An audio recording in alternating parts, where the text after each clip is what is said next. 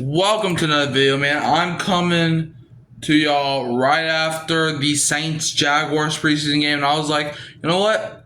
This could be a perfect.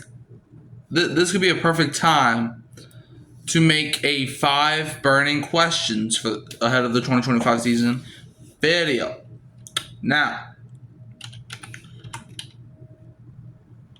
we're about to dive into it, but before we do, I just want to let you know this is my opinion, okay? So don't get mad at me if I'm a little bitty biased. Don't get mad, alright? Alright? Okay. First question. Can the starting quarterback, whether that's Tyler Shough or Spencer Rattler, lead the Saints to the playoffs? My question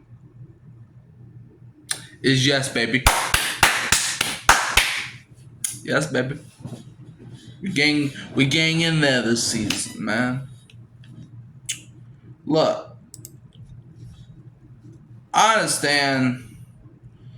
Look, our quarterback situation isn't stable, man. Because that's the only way we're going to make playoffs. And I think it is, man. I understand we have a second-year player and a rookie competing for that starting job.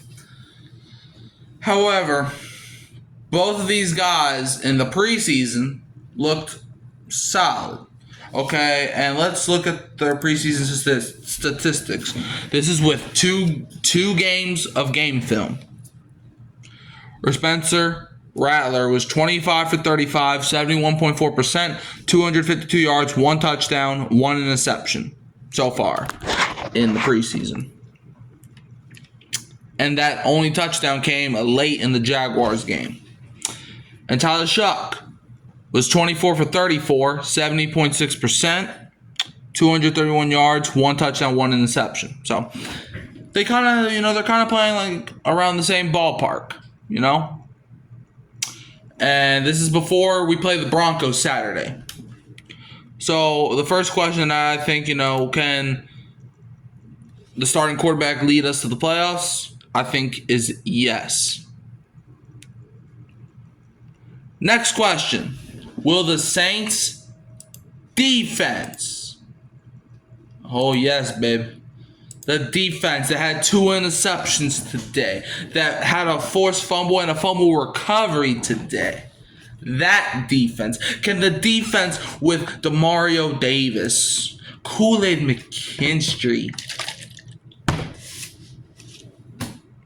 Pete Werner, Chase Young, can that defense be elite in 2025? And my answer is no. But hear me out. My answer is no because I don't think that they have to be. I don't think they have to be elite this season. They just have to play up to par. Just play, even if they play mediocre, I think they'll be fine. We're not playing, like the only tough game where it's like we gotta play our best defensive performance is probably that Bills game in week 4. Other than that, it's like, what's your next toughest game? Well, I got the schedule right here. So, we got the Cardinals. Their offense ain't that scary. 49ers, alright, but, all the receivers are injured right now. Seahawks, is Sam Darnold the guy? The Bills, like I just mentioned, they're the Bills. You got the Giants. They got Russell Wilson. He's not Seattle Russell Wilson. Got the Patriots, man. You're going up against a sophomore. You got the Bears. The Bears game could be tough, but like I said with the Patriots, you're going up against a sophomore. You're going up against the Buccaneers. That's a divisional game. Anything can happen. The Rams. Okay, maybe your defense has to be elite that week. Or at least not be terrible. You got the Panthers and the Falcons the next 2 weeks. Divisional rivals. You got the Dolphins, which okay, maybe the defense needs to be up to par on that week, but just because of Tyreek Hill and Jalen Waddle. You got the Buccaneers again, Panthers again, but then you got the Jets. Are you really scared of Justin Fields? Maybe if he runs all over you, then maybe, but then you got the Titans. You're going up against a rookie quarterback, and then you're playing Atlanta again. And who knows if starters are even going to be playing that week. So, I only see like 3 or 4 games that you have to play your elite ball. So I don't think they have to be elite this season. It'll be nice if they do, but I don't think they have to go all out this season. They're not playing a tough of opponents in my eyes. So yeah. My answer is no. I don't think they will be elite because I don't think that they have to. But let's look at some key returning stars in addition, man. You got Kool-Aid McKinstry still here. Demario Davis is returning. Cam Jordan, let's see if he can be the Cam Jordan of old. You got Pete Werner. He's coming back. Quincy Riley. Drafted him in the 4th round. Vernon Brofton, you got in the 3rd round. Jonas Sanker, you got in the 3rd round. We have a nice defense. Jalen Ford, man, this is his 2nd season. However, I will say some red flags I saw in the preseason, from preseason's week 1 and week 2. We need to learn to stop the run against the quarterbacks. Like, we can stop the running backs, we just can't stop mobile quarterbacks, which that's been the problem since Sean Payton was over here. We just can't stop mobile quarterbacks, and we have not figured out the formula yet. So yeah. Anyways. Hold up. Okay. Third burning question. Can the Saints offensive line, can they hold up this year? Now, we got to go over some injuries, new players, new scheme. We got to go over that. Starting with the injuries. Will Clapp was put on season-ending IR. You won't have him this season. Trevor Penning. Trevor Penning suffered, what was it? A foot injury. He suffered a foot injury, but he shouldn't be out for a while. Nick Saldiveri was on season-ending IR. So those are 4 injuries on your offensive line. And new players, you got Dylan Redunds on the team now. Your 1st-round pick, Kelvin Banks Jr. No. And we also have a new scheme with Kellen Moore coming over here. He's coming from Philly, who had a pretty solid offensive line over there. Well, no, he didn't have a solid offensive line. He had the best offensive line in football. So, yeah. However, I don't think the offensive line will hold up this season. Before the season, if you remember during the preseason, I was like, okay, maybe.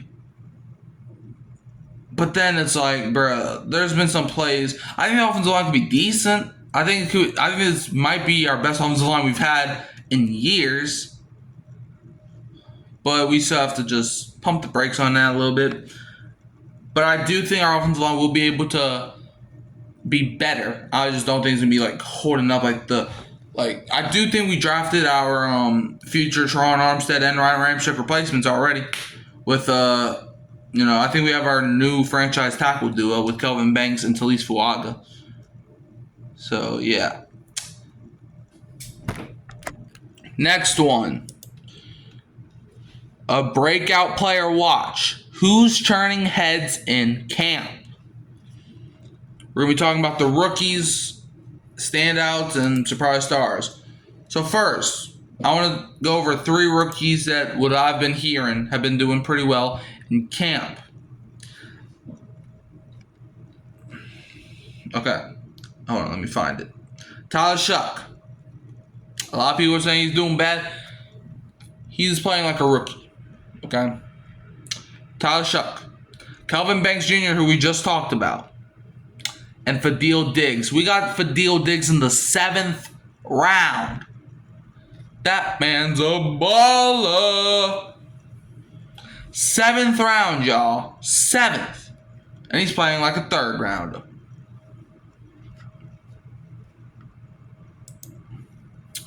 So, yeah. And hold up.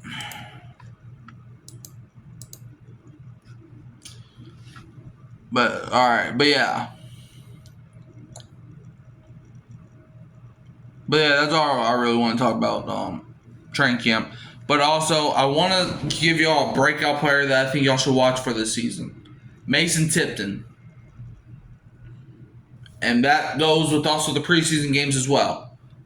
Mason Tipton. Watch it. Watch Mason Tipton this year. Mason Tipton's going to have a breakout year this year. I'm calling it.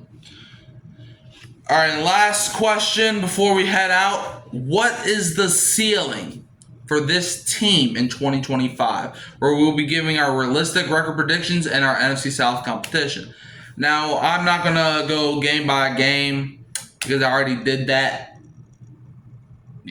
I made its own video. Go check it out. I made a playlist where I put all my predictions in there. It's in there somewhere. But I think the Saints could go 10-7 this season. You know, I think the ceiling for this team is 10-7. Well, all right. So my ceiling for the Saints, I'm gonna go 10-7. My floor is 8-9. I don't think I see too many losses. I saw a video yesterday where someone has going 1-16, only beating the freaking Panthers. Vegas thinks we're only gonna beat the Jets. But like I said, let me get the schedule. Let me get it. You got the Cardinals. You could easily win that one. 49ers. It's winnable. I'll say that. Seahawks. Winnable. Okay, the Bills. That game's going to be tough. Giants. That's winnable. Patriots is winnable. Bears. The Bucks, that's a divisional game. Rams is going to be tough. Panthers divisional game. Atlanta divisional game. Miami, okay. You could maybe beat up Miami. You got the Jets, that's winnable. Titans is winnable. Let's count the winnable games, man. 1, 2, 3, 4, 5, 6, 7, 8. 9, 10, 11, 12. Bro, I see 12 winnable games on the schedule. Like, I think the Saints could start like 4 or 5-0. That's how winnable I think the schedule is. So just because Saints may not look good on paper does not mean that they're not going to be good during the season. So that's why I think their ceiling is 10-7, floor is 8-9. You know, I think, a couple divisional games might get it rounded up. But yeah, but tell me y'all, how do y'all feel the Saints are? Do y'all have any burning questions? Ask me in the comments and I will reply to you whenever I get the chance. You can also find me at Hurricane Mike. Well, hold on, first before we head out. Let's also I want to talk about the NFC South as well, because a lot of people are like, NFC South. Look, this division's still winnable. I understand the Buccaneers have won the division since 2021. But who's winning the division before they were? It wasn't Atlanta, and it damn sure wasn't Carolina. It was us. So there's only one other team that knows how to go through a full slate of schedule and come out on top. Only one other team in this division have recently, other than the Bucks, have experienced that. And it's not like the Buccaneers are going like 13-4, like 12-5. 14-3. If you look at it, in 2021 they went 13-4. They had Tom Brady, but then even when Brady was here, 2022 8-9, 2023 9-8, 2024 10-7. You can catch that. You can win 10 games. You can win 9. You can win 8 and win this division. Like the Panthers, they're going into the season with Bryce Young, Adam Thielen, Tyrell McMillan. That's a lot of unknown. You know Adam Thielen. You know who he is. But Tyrell McMillan, can he prove to be that guy? J.C. Horn, can he be a number 1 corner? With Atlanta, you know who Atlanta is. They're starting a second-year QB in Michael Penix Jr. that CBS had as Michael Penis. Bijan Robinson, he's cool and all. But what about the receivers? Other than Drake London, there's a lot of 50-50s. Okay, Darnell Mooney. Alright, but like I was saying, and Tampa Bay, I understand they've won the division for the last 4 years. But things change. The wind changes. The atmosphere of the earth changes. Divisions change. We're not in the last 4 years, so I'm talking about this season. Whenever somebody brings up how you're going to do this season, it's always last season. Last season was a different year. Okay? I'll keep using this example till the day I die. The Commanders, 2 seasons ago, won 4 games, picked at number 2 overall.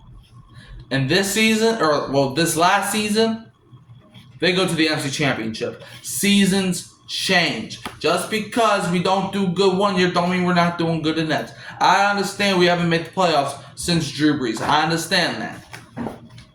But things change. Just like we had to go through change when Drew Brees left. Things change, man. So anyways, let me know how y'all feel in the comments below. I'm out of here. Don't forget to like, subscribe, share, turn the bell until you don't miss a future upload. I'll leave you as always with the Who Dat. And don't be a Falcons fan.